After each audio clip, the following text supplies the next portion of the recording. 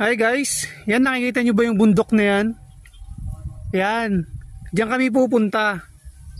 Yan, diyan kami mag-iilog ngayon.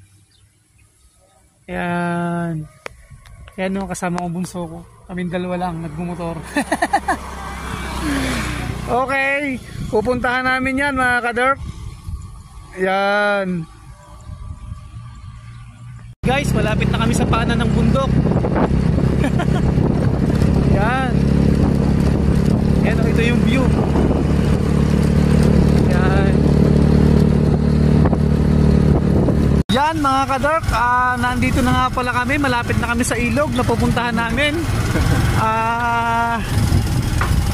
Dito nga pala ay iniwang ko na yung motor. At dito na nga pala ako sa aking brother. Ayan o, naka-tricycle na kami. Yan. Ito ang daan. Malapit-lapit na kami sa ilog. Mga Dirk, salamat nga pala sa ka-brother ko, kay brother Randy. Dinala niya kami dito. Dito nga pala yan sa Bukal, Quezon. Bukal, Chaong, Quezon. Ito nga pala yung puno mga ka-Dirk. Ang dami oh. Ang dami. Yan. Dito kami sa ilalim ng mga punuan. Woo! Sarap yan. So, pupunta na kami. Dirk, ito nga pala. Pababa kami ng bundok.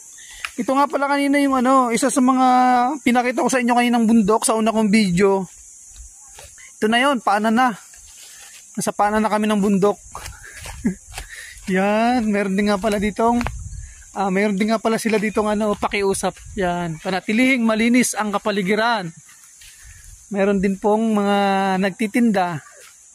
Yan, sarap. Napakalamig ng lugar. Yun, dami naliligo. Yan mga ka-Dirk, dito na nga pala kami sa ilog. Nakikita nyo yan, ang dami din palang naliligo dito. Yan. Ito nga pala yung view, ang dami rin palang naliligo.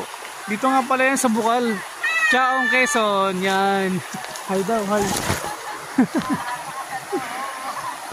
Yan.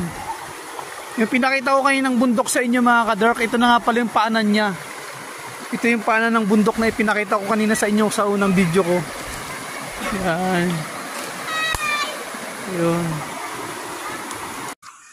Ops! Sana kayo. Huwag puro plano. Mag-ilog din kayo. Huwag panay trabaho. Dito nga pala yan sa Bukal.